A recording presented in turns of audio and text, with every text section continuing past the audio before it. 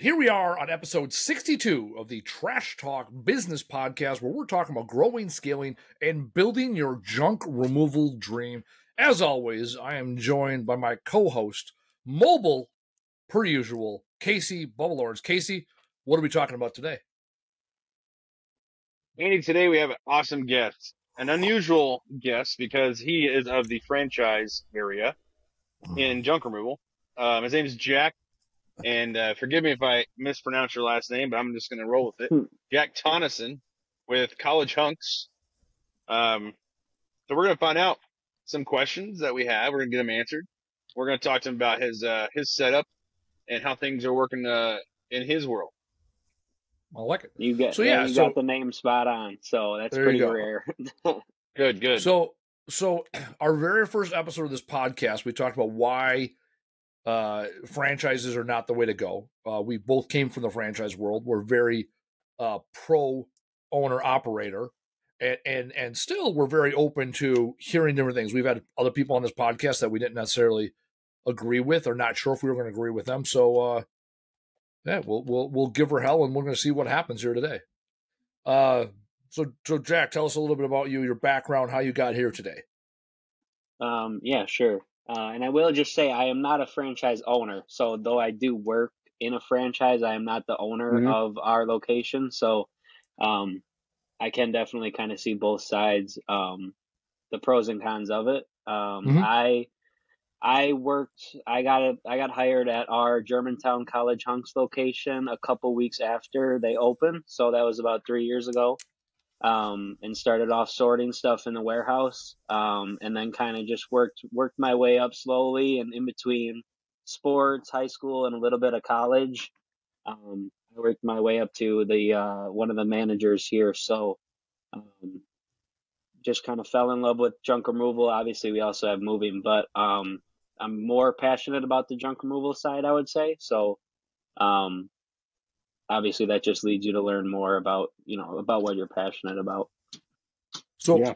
3 years, where are you guys at operation? How large is the company? Trucks, employees? We're in Germantown. We have probably 15 employees right now, and that can kind of scale up and down depending on how, what the guys want as far as hours. But most of our guys right now are, they want 5 days a week, 40 hours. So 3 trucks, 1 junk truck, 1 move trucks, but they're all pretty interchangeable, obviously, besides the, we will occasionally use a box truck for junk removal if it makes sense, if we know we're going to donate something, or we know where we want to take it back, or and vice versa. If we know it's a hoarder situation or something like that, there's no way we'll go out there with the box truck, just because they got to get used for move probably the next day, and you don't want to kind of cross reference them or interchange them because of bed bugs and stuff like that. So we try to keep them relatively separate, but even today we'll use a box truck for a couple of junk jobs because of the need for it. So 3 trucks, 15-ish employees, and that probably, you can go +5 or -5 depending on who we got. Obviously in the summer we got a decent amount of college kids. So, yeah. All right. And so, I know you said you're the general manager. What is your title there? What is your role there? Now? I'm the operations manager, but I definitely cross over into marketing, sales, budget. Anything. So everything down to that, I don't own it. So if you want to call it operations, general, it's, if something happens, I know about it. I have some part in it. All right. And what is the relationship you guys have with the franchisor? Like as far as support or yeah. Personally, I wouldn't say I have much of a relationship with our corporate office and our, like the owners of the whole College Hunks and, Omar and Nick, but, that's more on that's something that the owner would deal with more, I would say. I will be in calls with like a franchise business coach and stuff like that, but I'm definitely not, I don't have a direct relationship with anyone from our corporate office. on that level. That's pretty much all through the owner, and that could change if I develop more of a role. But for right now, that's kind of where we're at. So let me ask you a question. Right before we started this, you said you just got done listening to the last episode, which is awesome to hear that you're a listener. So how did you find our podcast, and do your owners as well listen or even support the podcast? And do you see them trying to further your education in the business, or is it more of, hey, you should probably go do this and learn on your own, or how does that work? Yeah. I don't know how I came across the podcast. I've known of Andy and Camo Crew, and even kind of going back to probably like just right when I started. Obviously, if you care about junk and you care about moving, you care about the industry, you're gonna find out who the players are in the area. So, and obviously, Camo Crew is a big player in the area. So that's kind of how I found out about it. And then, I mean, whether it was on Facebook or whatever, I think I got around like when you guys were on like episode 30. So then I back-watched or back-listened to all of the 30 before, and then I just kind of followed every single Monday since. And it just kind of like, it's everything I was thinking and then a little bit more. So it was nice to hear someone else, and then especially Andy being in the area, it was really, eye-opening and just insightful to hear other people talking about the same problems or the same solutions or the same, same goals and stuff like that. And then as far as our owners, she isn't a regular listener of the podcast, but we'll definitely ponder over different thoughts that we hear. And if we turn it on, she's not averse to it. She loves that. I love learning, and, nothing negative is going to come out of listening or being on the podcast. It's all, in our eyes, it's all positive. So she's definitely all for whatever I want to do, whatever I want to listen to, whatever I want to, explore. So, the reason I ask, yeah, absolutely. The reason I ask is because, unfortunately, the way it is in some places, ownership doesn't like freedom of thought or knowledge with their direct line leadership underneath them. They want them to do exactly what they tell them. That's it. I think a lot of even independent owners now that Andy and I have probably talked to, they have a fear of being replaced by who they train and teach, to the point to where they actually hold themselves back by holding their leadership back, because they don't want them to know too much.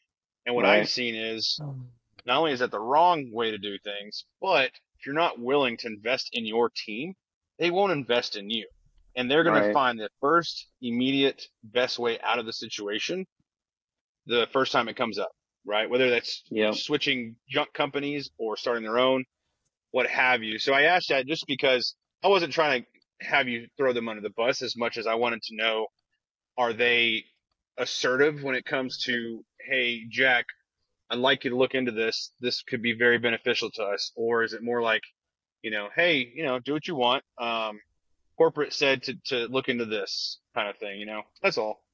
No, yeah, I would say it's, as far as like kind of holding information back as her being the owner and then being the owner, I think it's the complete 180. I think it's learn whatever you want, listen to whatever you want, and, the dice are going to roll wherever they roll. So I think that's kind of always been our policy, whether it's like sharing our, like, what we're trying to be at as far as like a disposal percentage rate within our business. Like, everything is on the table. It's all out there. We're not hiding what we're keeping. We're not hiding what people are getting paid. Obviously there's some stuff that's you want to keep confidential, but most of our stuff, like in our warehouse, between like all of our goals for numbers are all up on the board. So whoever walks in there is going to see them, and it is what it is. It's everyone's information is everyone's. There's no secrets. So also I want to touch bases on that. One of the things that you said, and also for our listeners' sake, full transparency. So Jack and then their local franchise is 15 minutes away from my shop. I used to drive by it on my way home. Yeah, probably. Yeah. And so here's the deal. Like, when we talk about competition versus collaboration, and we challenge this industry, we walked the walk and talked the talk, right? So I'm here. I'm completely against franchises. I certainly am not going out of my way to promote the other businesses in my area to take food off my plate, for example. And yet we're having this conversation because this is for the overall growth of the industry, and that's the goal. The goal is that we build this to be a more professional services industry, and that's why when people say, "Oh, this guy, that, or that," it's like, well, have you ever talked to your neighbor? Have you ever talked to the people that in your area that run a similar company? The way I look at it is I know how our operations are here. We have 20,000 square foot warehouse. We focus on recycling. I'm not concerned about competition because if you could outdo what I do, then you deserve more market share, right? It's a math more power exercise. to you, right? More power to you, and I'll learn from you, or I will be replaced. That's a fact, right? Which challenges me to continue to push myself as a business owner and everybody out there, right? It's like, if you're mad at someone because they're working harder than you, that's your own problem. Yeah, correct. You are the reflection of the world. Be mad at yourself. Yeah. Oh yeah. So real quick, so you said KPIs, or you started talking about the numbers. We'll talk about that.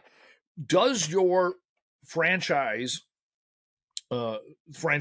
big corporate, do they set out benchmarks? Do they tell you where other franchisees are?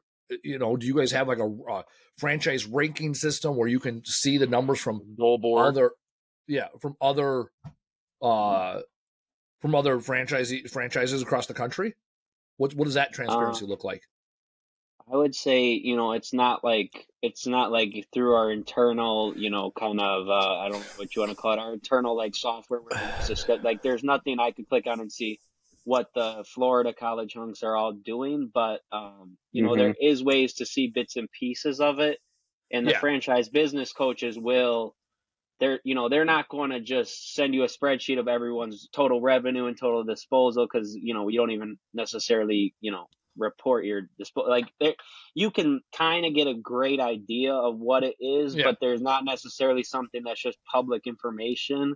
And through kind of like small groups with other college hunks, we can talk about those things and kind of see where people are at. But I wouldn't say there's anything concrete as far as just totally public. This is what everyone else is doing. This is what you should try to be at.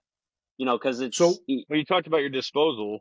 Yeah. You now. So curious, is that coming from the owner, right? Like, hey, y'all are trying to do your own good, or is there a standard that corporate tries to set forth for disposal percentages?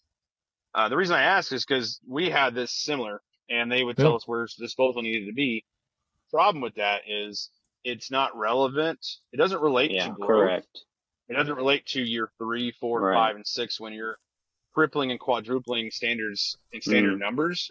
Your disposal is always going to follow. The challenge is the franchise we came from, they had no clue what scale looked like. And so they knew the dollars, they had no idea the percentages. And then when you went to go scale, they didn't understand, right? Oh, it's supposed to be $500 a month. Okay, well, is that when I'm doing $5,000 or $50,000? Yeah, no, we're totally not on a dollar basis. It's totally percentages.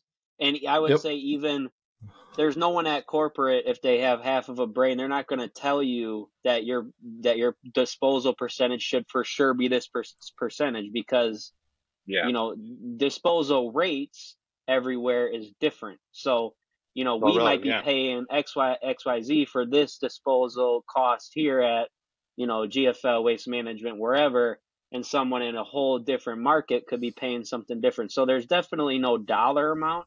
I would say there's benchmarks for percentages, but even that, I would say that they aren't like, this is your goal. Just because everyone's situation is so different, whether it's they have someone that can dedicate a lot of hours in the warehouse for, next to nothing, like it's a family thing or whatever. And, so I wouldn't say that there's anything, for sure not a dollar amount. Huh? What is the disposal percentage that is your target goal? What do they put out? Our goal is at 6% disposal percentage. So industry average is between 6 and 8%. So you guys want to be on the low end of the that's So that's, and again, I asked that because we've put that out several times on this podcast where people should be as overall function of the business, right? You can look at job by job and that can get daunting. I also feel like there's variables to that though, Andy. Yep. Because for me, I did a lot more construction Yep. Oh yeah. trash, and that affects your bottom line, obviously. But just because my disposal percentages were higher than the market standard, well, the market standard was junk removal, not junk removal with a lot of demolition and construction debris. Yep. And that's kind of mainly my point, just because Andy and I didn't do everything the same, right? Nope. Our numbers were different. Our jobs were, for the most part, they were the same, except there was things I did he didn't do. And that's why when you look at it, like, okay, my disposal, I think we were floating around the 10, 12% range, right, for disposal. But at the same time, we were taking landfill out of the equation.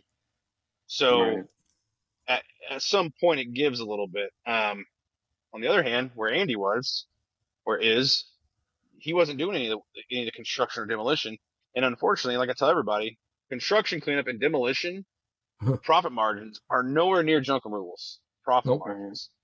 So when you're doing those kind of things, you have to factor in, okay, well, am I going to do it for the money? No. Am I going to do it for the consistency? Or am I going to do it for what it's going to lead to?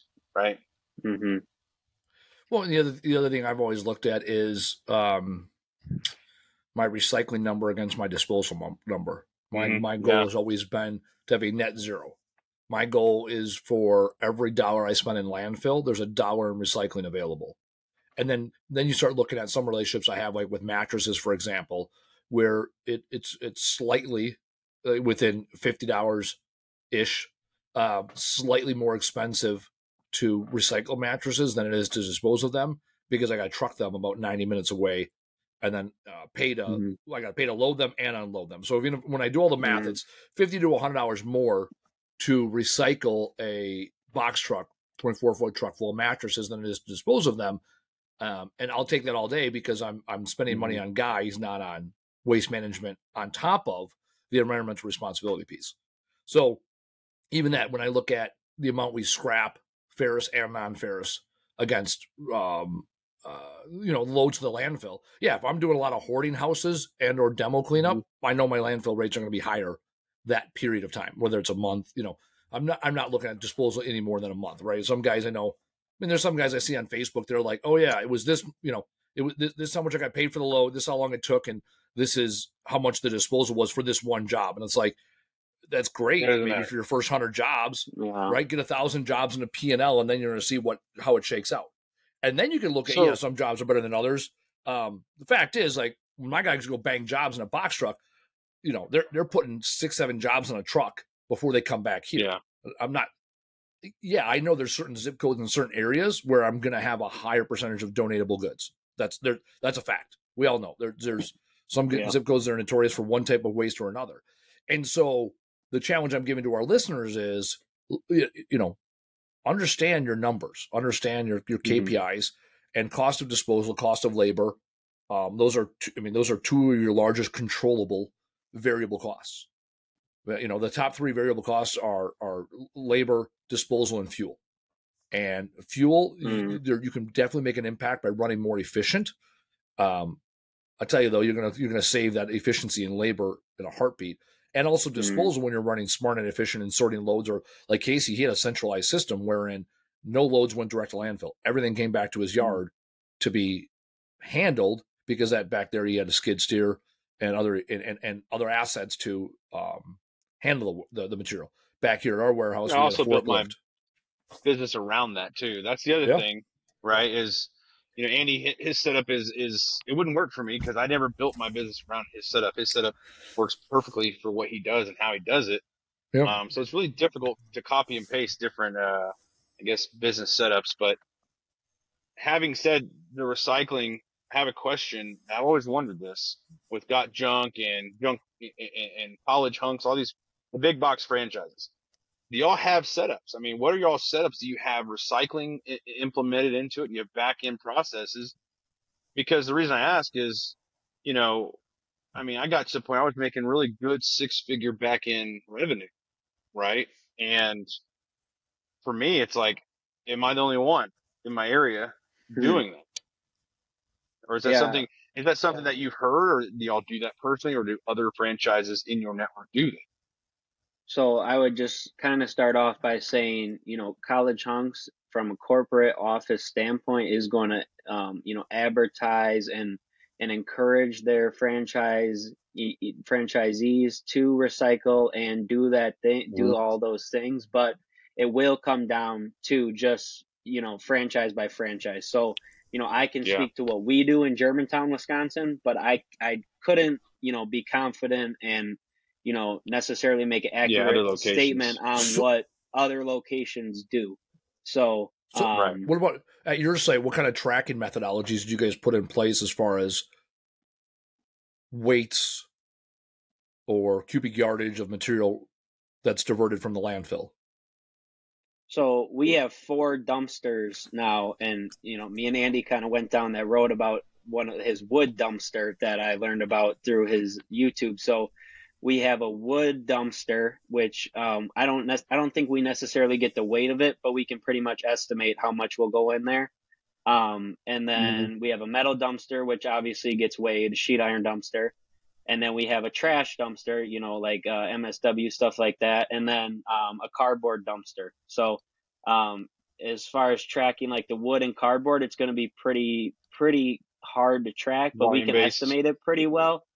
And then like as far as like your copper, your aluminum, your donations and stuff like that, we wouldn't necessarily track donations weight, but if we do have stuff in a Gaylord, we don't have a scale, but we will get weights for that, or like electronics, we'll get weights for that, because I think we do have to report how much weight we're getting for that type of stuff. But I wouldn't say we have a spreadsheet dedicated to everything, but there is definitely, like, if you wanted to put a number on it, I could give you a very good guess how much wood or donations we donate a year. As far as I encourage you to get in a spreadsheet. Well, I encourage you to get a spreadsheet going. This is what gets me twitchy about all the franchise organizations. So I'm on the College Hunks website right now. It says you can set the standard. Right. It says with our environmentally friendly services, up to 70% of everything we haul away is recycled or donated. And every time I've asked for data, I've received none.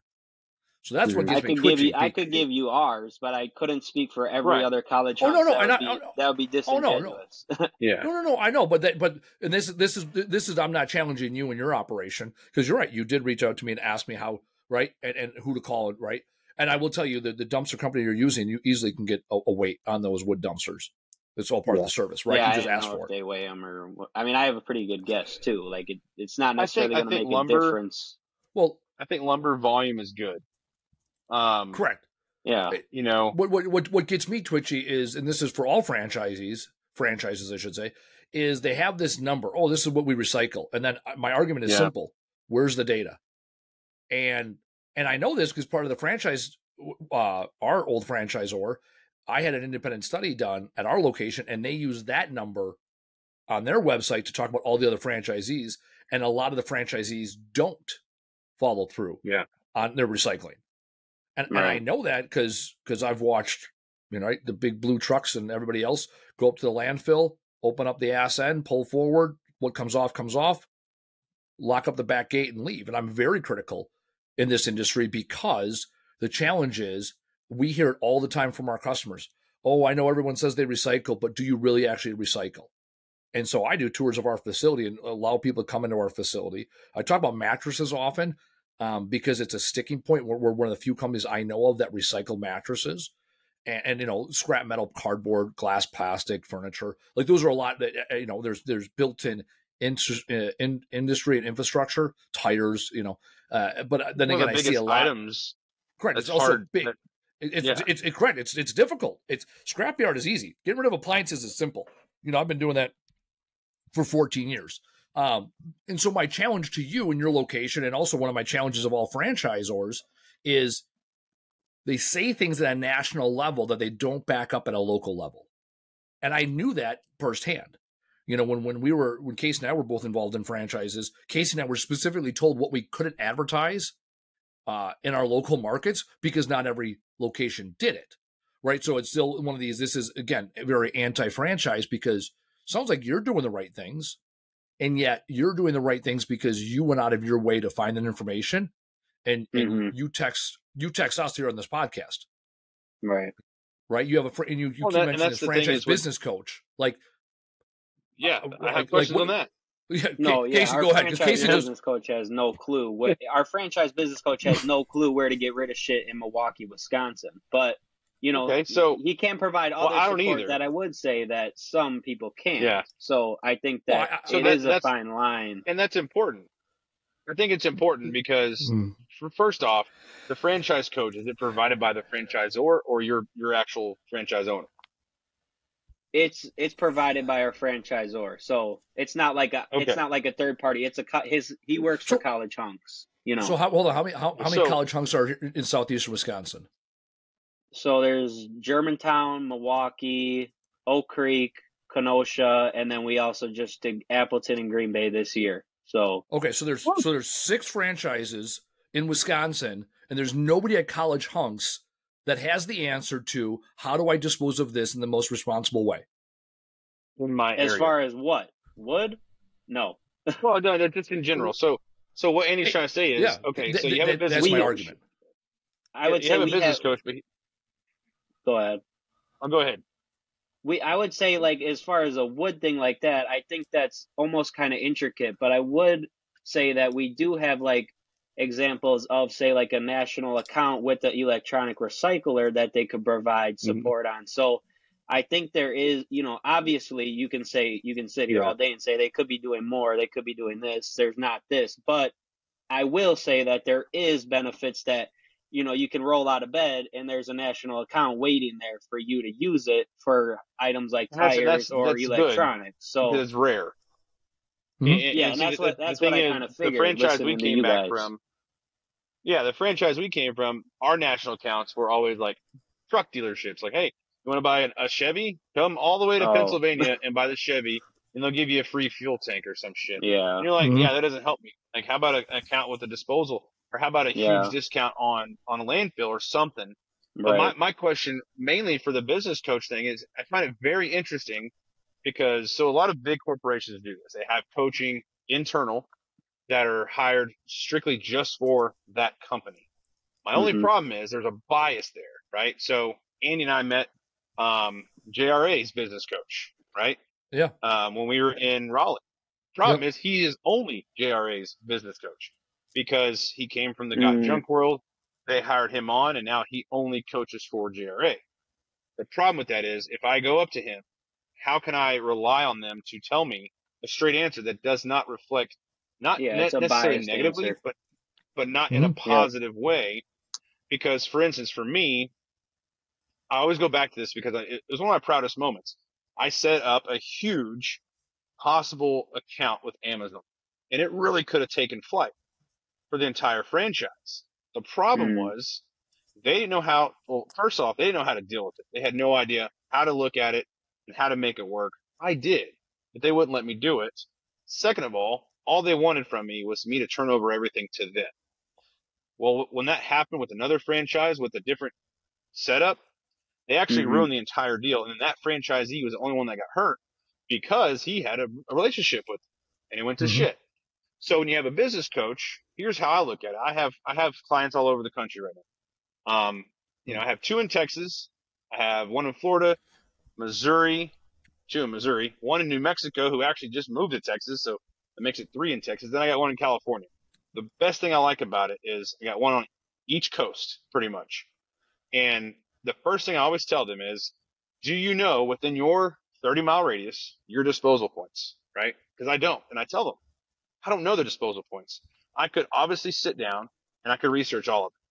Then I'm going to charge you up the ass. That takes a lot of time and a lot of effort that honestly the business owner or operations manager should be doing. It's not my job even as a coach, right? Yeah. But I can tell them how to be responsible and how to get rid of shit.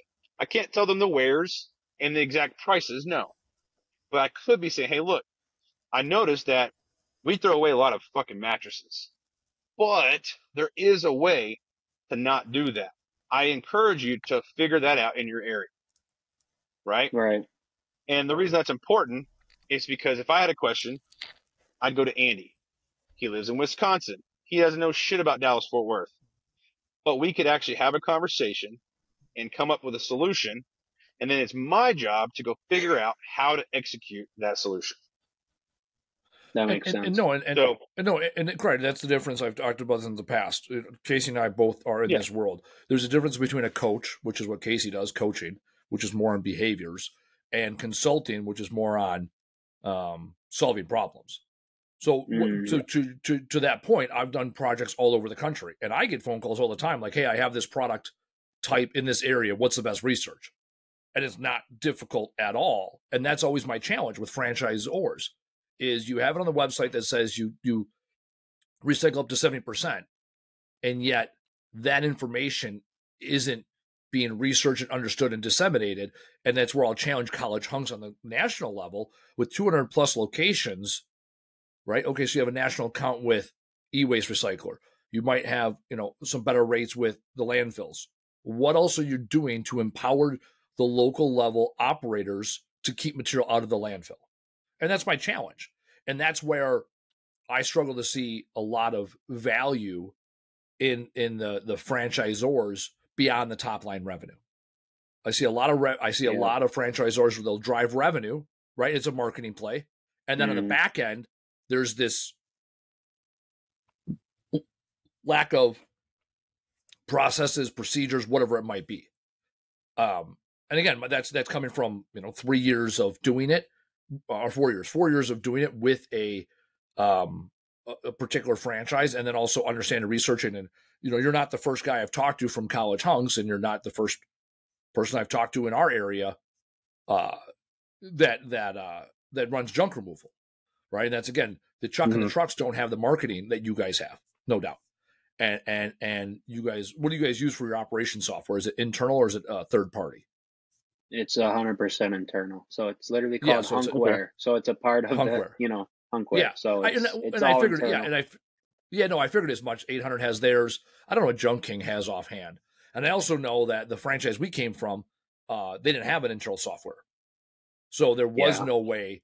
And that's why I also asked if there was data metrics and tracking, because your corporate office can see your profit and loss statement. I know you said like they didn't look at your disposable, but can't they see all your data? Oh, yeah, they would see your disposal expenses for sure. So, if that's what you want to, they can see, but we couldn't see someone else's as far as what they're paying, Yeah. Oh, no, that was merely an inquiry. So when I worked in corporate America, they would have, so I worked for Waste Management, I worked for Best Buy, I worked for UPS. I was also, actually the best example is when I was a sales rep for Black & Decker and DeWalt. I knew exactly in the company where I sat among every other sales rep that was on the Home Depot. So there was the Home Depot account and the Lowe's account, and they basically put us together. And I knew exactly where I sat against all the other ones on the KPIs.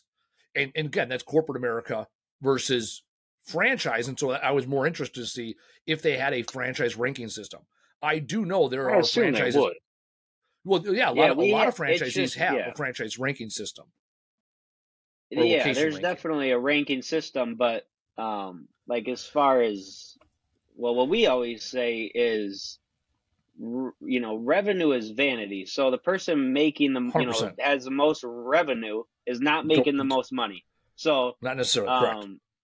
Yeah, they're like, we could see who has the most revenue in College Hunks, moving, junk removal, everything. So, but as far as, obviously that's all, private to the franchise location itself, So you guys can see the size of, you can see the size of each other's businesses from a revenue standpoint. Exactly. Okay. All right. Yeah. I think that's a very important variable. What's that, Casey? So revenue, obviously revenue is the whole story, but one thing revenue does show, this is what I tell everybody, revenue shows proof of concept, right? Yep. So if you have, like we could all sit here and say, hey, if you make $2 million a year, that doesn't mean shit if you're not turning a dollar profit. Yes, that's true.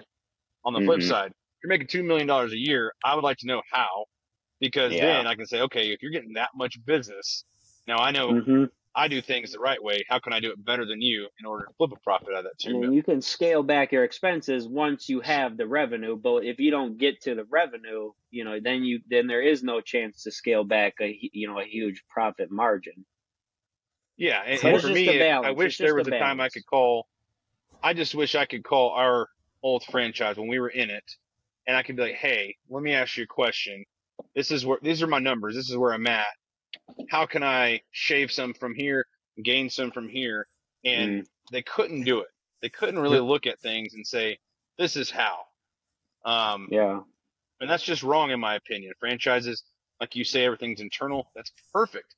That means you should have a phone call and say, "Hey, you know my numbers now. Based Yeah. on all the data nationwide, Yeah. where am I sitting? Am I in the top 20 percentile or am I on the bottom Yeah. 10?"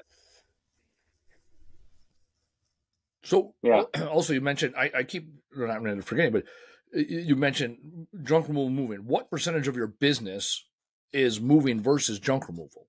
Because we have a lot of guys that do junk removal and other adjunct services, and often I ask them, what's the blend? And they don't have that answer. They know their total revenue number. Yeah. They don't know their blend. It's about 50-50 junk removal and moving. So, and that can vary year to year. Obviously, this year we'll probably do more junk removal than moving. That's just kind of my guess. And last year, it's not 50-50 exactly, but it bounces back and forth. And then also in between, moving also includes move labor. So that's if we unpack a U-Haul, but junk removal also includes general labor. So that would be like something where someone wants something moved within their house, or they just want some guys to, I don't know, move, put together a desk or stuff like that. So, yeah, it's about 50-50. And yeah. All right. Well, that's good. That's good enough. How do you like the moving aspect? I think the moving aspect's fun. It's more, you obviously don't have disposal, so you keep everything you make off, but there's also claims, and we see more claims in moving than we see in junk removal because of just the time in the house and the nicer intricacy of moving, the nicer furniture. I always said my guys are junk removal guys, not movers. Yeah. And I hired them as such. I know it sounds crazy, but I'm sure you know exactly what I'm talking about. For sure. There's guys you just don't put on a moving truck. Hell, just because they're dirty in general, their hands are always dirty, and that's just, or it's just the way, and we will cross over a little bit, but we definitely do try to keep them pretty separate as far as, because it's just a mindset, if you're, if you're at the dump, they'll go into a 7-Eleven and they'll go eat a hot dog with dirty ass hands, but they won't wash their fucking hands before moving. You're like, what? Come on, really? No. And it's just you're just looking at them, you can tell. Yeah. That's interesting though. 50-50. Even if it's 55-45, it's still, it's pretty close. Closer than I thought. I thought it'd be a swing. It's not crazy 70-30 or anything like that. It's pretty close. I think one year it was 45-55, and then last year we were pretty much 50-50. So what are some things that you're doing outside of or inside of the franchise system that are successful for you at your location? A big thing for us was we would struggle with our labor percentages as far as, and especially on junk. So whether it was guys not necessarily, charging enough and also kind of making the most out of their day, whether it's kind of rearranging something to make sure they didn't drive from Grafton to Andy's the only one that's going to know what that means, but 45-minute driving all over the place just to get there for a minimum job, and then they didn't make much. So we started paying all of commission, so it's a % of your total revenue.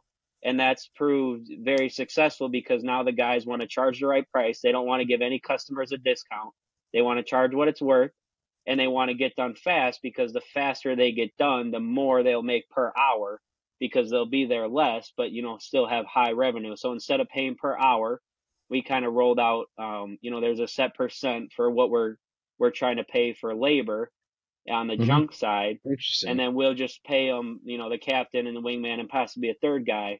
We'll pay them it's commission based. So that's been Not because now I don't have to call them and be like, where are you? Why aren't you going to the next job? Why didn't you charge this right price? Where's the picture of this job? And I'm calling the customer like, did the guys like take every, so, but now I don't want to say it's on autopilot because we still obviously have to monitor them where they are and stuff like that, but it's made it really,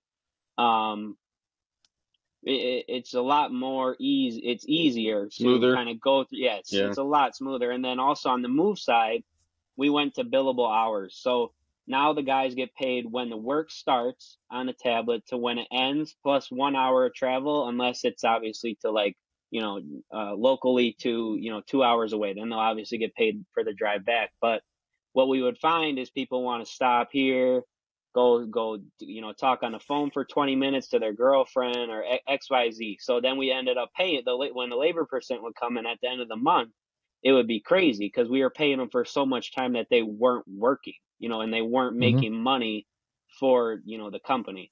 So those two things have been huge.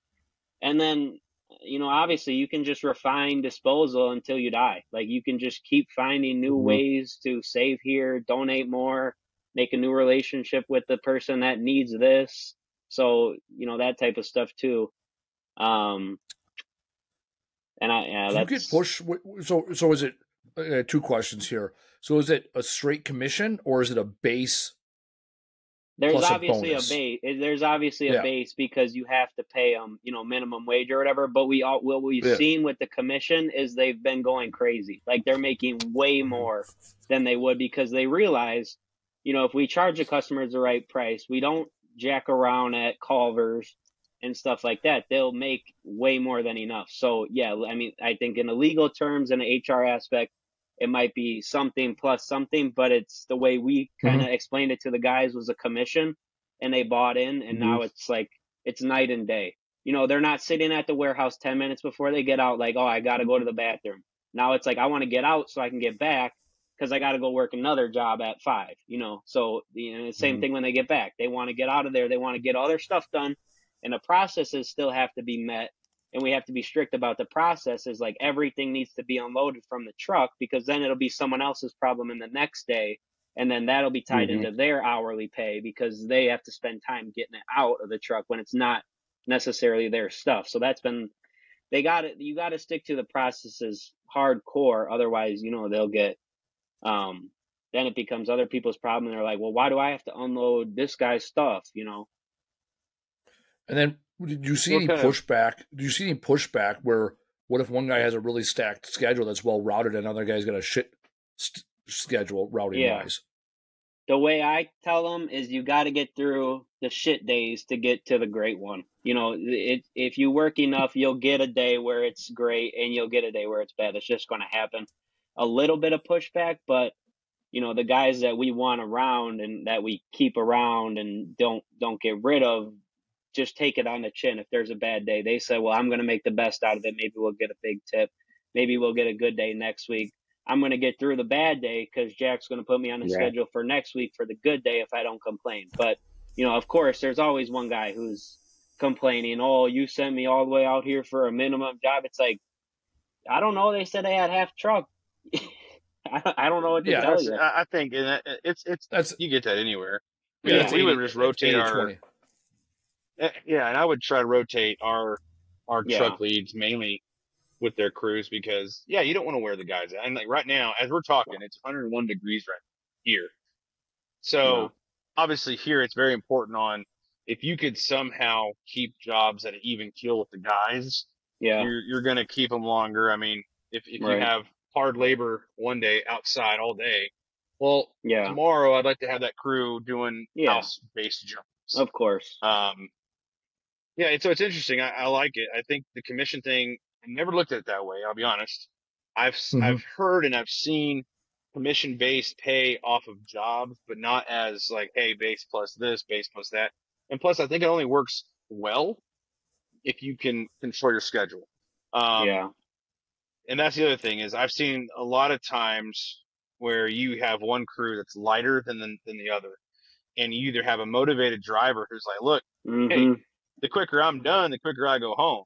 Or, the other driver who's like, well, shit, I'm still here for another 2-3 hours. Milk it. They're going to milk it. Yeah. take So, pictures of I the think, scrapyard. It's like, geez. What'd you say yeah, about and scrapyard? Like they want taking to pictures video, and take pictures and show it Oh, like Snapchat and call, and it's just oh no. So to your point, Casey, 800 guy junk does a commission or whatever, bonus, whatever it is.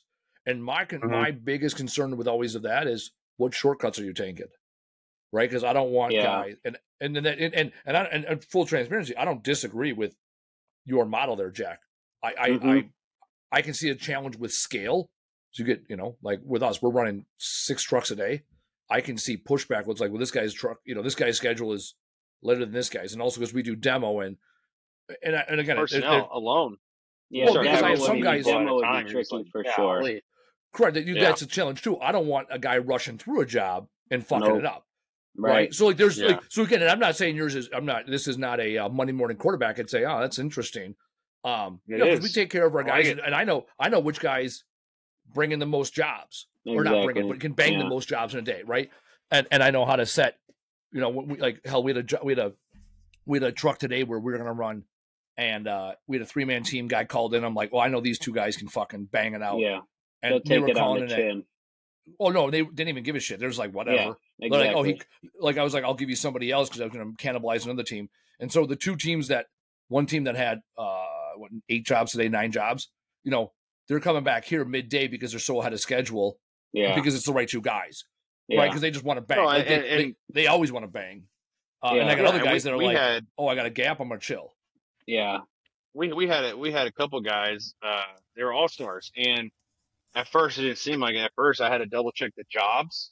yeah. And I wasn't trying to piss them off. I was just like, let me ask you a question. How the fuck are you making hundreds of dollars in tips?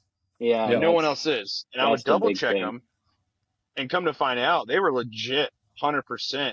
So I was like, you know what? In this case, I'm pushing to the front. I want you to be in front of more people, because if you're getting tipped that much, that means people like talking and dealing with you. Exactly. So I used it obviously to our advantage, and then I would have people get trained by these guys, even if they weren't there for a long time. Yeah. Because the junk removal aspect is such a personable industry. So you want that. You want that, hey, I like dealing with this person. On the flip side, whenever I'd have crews bitch about not getting tips, I'd be like, okay, well, first off, I'd ask, what are you doing differently than this crew? Second of all, look at your jobs, right? And this it goes back into alternating, because if you're doing construction cleans, you're not going to get tips, right? No. Just the fact of it. But the commission thing, going back to that, when we had 5 trucks out and about, actually 6 because of the construction crew, I couldn't imagine the difficulty it would take to track and to make sure the legitimacy of every single job. Because I was looking at that a couple of days ago. I was talking to one of my clients. I was looking at the jobs I was doing at peak and the profitability difference than when I did it at 4 trucks. 6 trucks, we were banging out an insane amount of jobs. But our profitability wasn't there. At 4 trucks, we found our sweet spot. But anyway, so I was looking at it. I'm like, we had 21 people on our payroll. 21. And I was thinking just now, like, holy shit, commission based. What all would that, what would have to go into that, And that's why Andy is not shitting on this at all. I think we're both like, this is very interesting, because if one thing I would always look into every year, how do I incentivize my guys to be not better, but produce more and to be happier, right? How do I keep them wanting more of this junk? Yeah, I think it's worked out pretty good, but you're totally right, Andy, about people wanting, the good jobs or whatever. But and the big thing is just they have to follow the operational processes to a T, and you have to enforce that more, because if they don't unload, if they don't do a good job, so like I'll tell you right now, if you might get someone rushing through a job, but then they ding a wall, and now we have a claim, that's going to hurt them. So now we're going backwards now. Yeah. So now the consequence of getting a claim is higher, because I know they're going to be rushing, and we haven't had one yet. Knock on wood, but you're totally right. If you really thought through it, you'd be like, well, I'm just going to fucking run all over the place and try to do X, Y, Z. But Yeah. So would I. A lot of the times I can't blame the guys when they're trying to cut a corner, because it's like I would try to be running as fast as I can too, and speeding and stuff. So now speeding Yeah. is a bigger penalty when I get an alert on my phone that says they're going 20 over. It's like, that's a bigger consequence than if they were to be getting paid hourly, because Yeah, the difference between being efficient and cutting a corner is a fine line of whether or not you got away with it. Exactly. Right? Like, Do you remember? You remember that Dodge I had? That souped up Dodge pickup I had? It was mine, and I turned it over to the company. Yeah. Well, when I turned it over, because it was, I had it all souped up, and I had it programmed and shipped or whatever. Well, before I turned it over, I went and programmed it to max out at 73 miles an hour. Yeah. Yep. And what's funny is one of my drivers who ended up that being his main truck, Kelton. I think you remember him, that guy. Andy. He was the youngest one. Yeah, he's a kid. Yeah, great worker, but yeah, he was a kid. But he was all excited, like, "Oh, I get the Dodge! Hell yeah, I get it finally!" And he was pissed that I put a governor on it. We have governors on ours I can't go above 70. So, yeah. I'm like, why do you need to be going above 70 when you're hauling shit, man? Yeah. So yeah, I get that 20 over and piss me off. Yeah, no, we have a governor on, I think, 2 of our trucks. So that's been, and they get the same thing. It doesn't even, I think it's governed at like 69. So they're on 41 or whatever. And they're like, no, everyone's passing me. I'm like, you got like 5,000 pounds in there. Like, I don't know that you want to be I don't know that you want to be going over that, but no. Yeah. No, we're talking, right. Yeah. The difference between the miles an hour, especially when you're driving a big truck, you're talking minutes at best. Yeah. Like not even sometimes. No. Yeah, exactly. Because you can't, the maneuverability is not there. It's not like, I mean, and I drive in Chicago on a regular basis. I pick up my daughter down there, and I used to go down there quite a bit. And it's like, yeah, there you got a little Jeep, you know what you're doing. You can save 20, 30, 40 minutes. Yeah. Milwaukee traffic ain't nothing compared to Chicago or other places that have real, traffic concerns. Yeah. At most in Milwaukee, an extra 10, 12 minutes at the worst case. Chicago, I can add 2 hours my drive sometimes, trying to get from the north side to the south side. Right. All right. So we mentioned you guys have operational software earlier. Everyone knows that for me, I'm a huge proponent of Jobber. And one of the things that I did recently with Jobber was I was on their Masters of Home Service podcast, and I came out 10 episodes of a podcast. I was featured on 3 of them with other home service providers. So everything from guys that detail cars to people that clean houses. And kind of like this conversation here with Jack, there's some things in business that are transferable. So I've been promoting Jobber now for 7 years. I continue to promote it because unlike what you guys have going on with the franchise, operational software is a huge concern. And also when you don't implement it, like you said, you get away from the processes. So Jobber Masters of Home Service podcast, it actually comes out, the first episode I'm featured in June 20th. By the time this episode airs, you'll be able to check out the Masters of Home Service podcast this week, and for the next 10 weeks as the first 10 episodes come out. And should you have any questions about Jobber, I'm the guy. I love it. I can sit here and track. And even as I'm thinking about this, what you're saying, I track our guys already on a revenue job, revenue per day, and like you also talked about tracking hours. Those are all things that I can track within Jobber and figure out, where my best teams are at, because they can do time tracking against their revenue, because those metrics matter. When you're, a lot of our listeners and a lot of the people I see in the Facebook groups are, 1-2 truck operations. And so, Jack being, 3 truck operation, 15 employees, adhering to franchise standards, having the ability to track in your KPIs, and even seeing where you are dashboard wise, even if it's for revenue, it's a benchmark. You can say, okay, we've been in business this many years. We have this many employees, this many trucks. This is where our revenue is at. This is where it should be. And having that data allows you to make better decisions ultimately. Right. Well, it helps you teach your guys better ways of doing things and the reasons why, right? Yeah, because if you know that your disposal is at 6% and you know that the goal is 5%, it's like, okay, well, what can we do right now today to get that 1%? And now, yes, the number, the KPI is the what do you call it? It is the measurable. However, it's the actions and activities that are the difference maker. right? We can say, hey, we dropped our revenue by 1%. Well, what does that really mean? Right. How many So it more goes back to the recycling pounds too. stayed out of the landfill? Oh yeah. Yeah, And that's what revolves around for me. It's all about recycling. Yeah, if you got paid $10 extra per trailer and you did 5 trailers a week, that's better than going to landfill. So, you look at it and you're like, how hard is it to flip a trailer into $10? Like, you already got paid for the trailer. Now all the stuff, how can I make $10 off of it? And if you can't think about it and you can't do that, it's because you don't want to. I'm not saying everybody should. I'm just saying you can go through your processes and figure out, hey, how can I, A, squeeze out a little bit more money on the back end, but B, be more responsible with how I'm treating this junk, trash, whatever. And because that's the only thing we got. I mean, it is. And honestly, it's up to us. We talked about this on the other episode.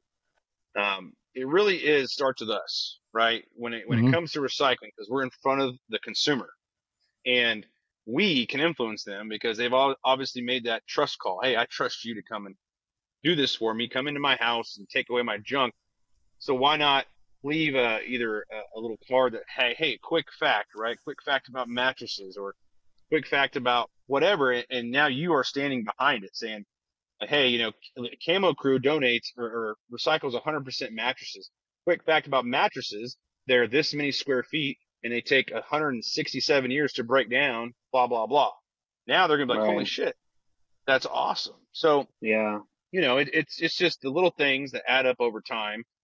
But it starts with us. And I think it's good that you're on this show. We get to talk to you. You're a franchise. But that's the cool thing is that's why I'm sure Andy wanted you on, just so we can get that different perspective. And I'm sure if we talked to another college Hunks guy, there'd be a difference in operations as well, For sure. Well, I think you're totally right. The biggest thing is, we do this podcast for our listeners, and our listeners want to know. People reach out to us, and I've done a lot of consulting in the waste industry, and also people that want to get into franchising. Hey, what are the pros and the cons? And they want to know, what does this really look like?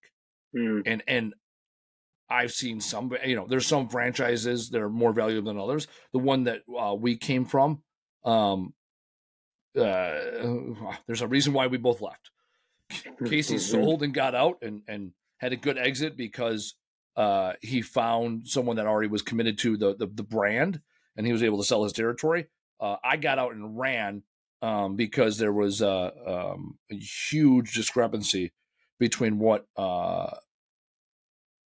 the expectations that were set from the franchise were and the actual execution. And you can check out that story and other amazing stories about franchises at unhappyfranchisee.com. Several articles. Several articles about our former business colleagues. It takes some digging to find it, but you'll find it if you try.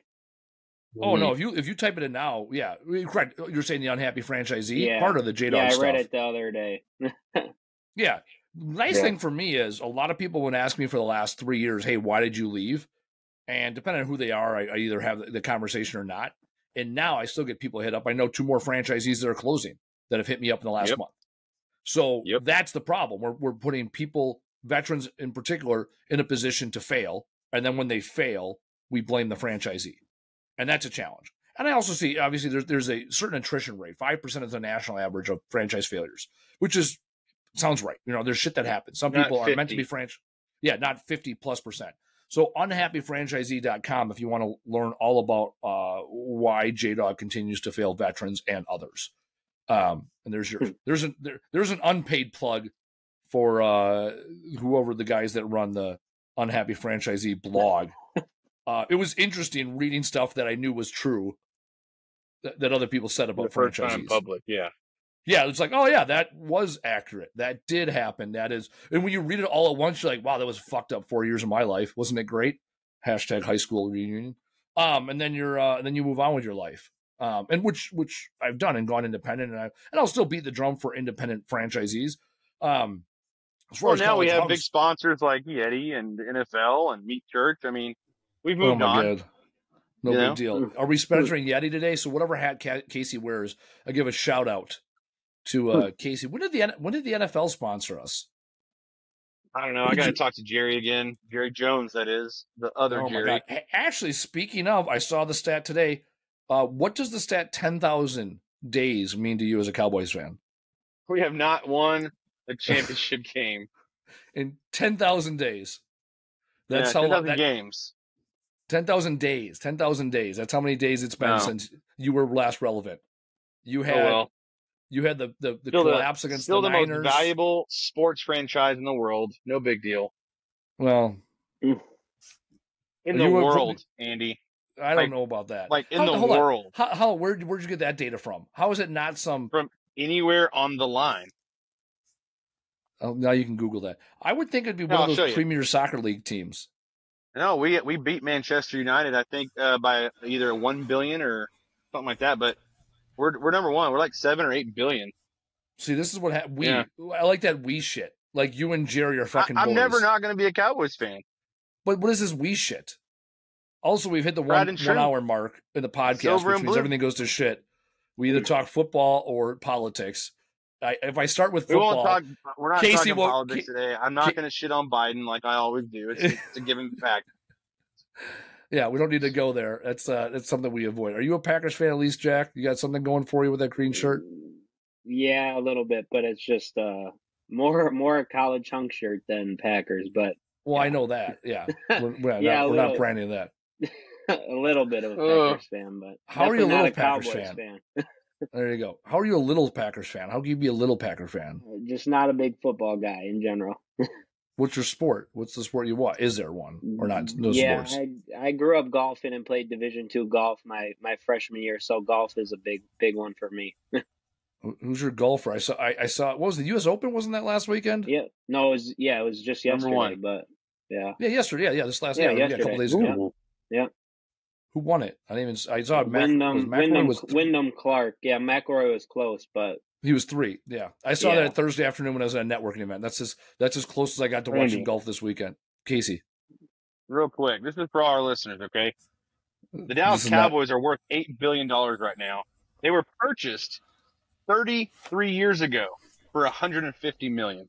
That's fine. So, who are they worth more than Manchester United or Barcelona? Yes. Or number 2 is New England Patriots at a whopping $6.4 billion. You don't even get into soccer until after the Yankees. Wow. Hold on. Last week, Casey also claimed that Texas was going to have more GDP than California in like 2 years, and he was off by about $1 trillion. I said 10. Yeah, it's $1 trillion. We'll print some more. Like we'll do the standard, right? We have more money now. Anyways, yeah.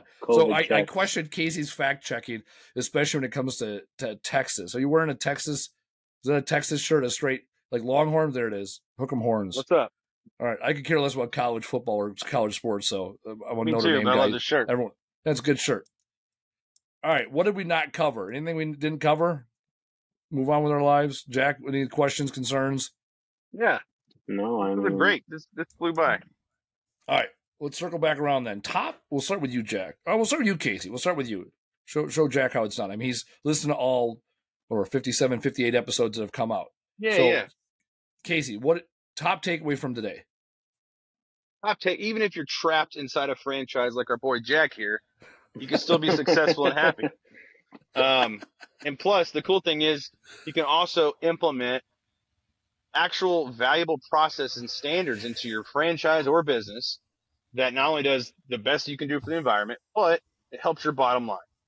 And I will say, after talking with you, Jack, from the other franchisees I've talked to, I know you're not an owner, but it does sound like you're already doing the right things, where others are more of like, well, and this is strictly franchise I'm talking about.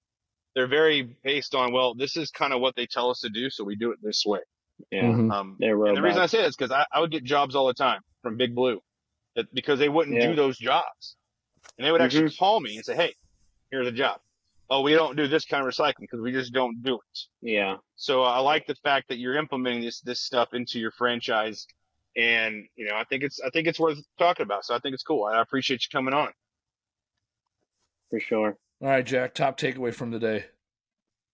I think just be accountable, and that's in your business, in your life, with your friends, with people you know.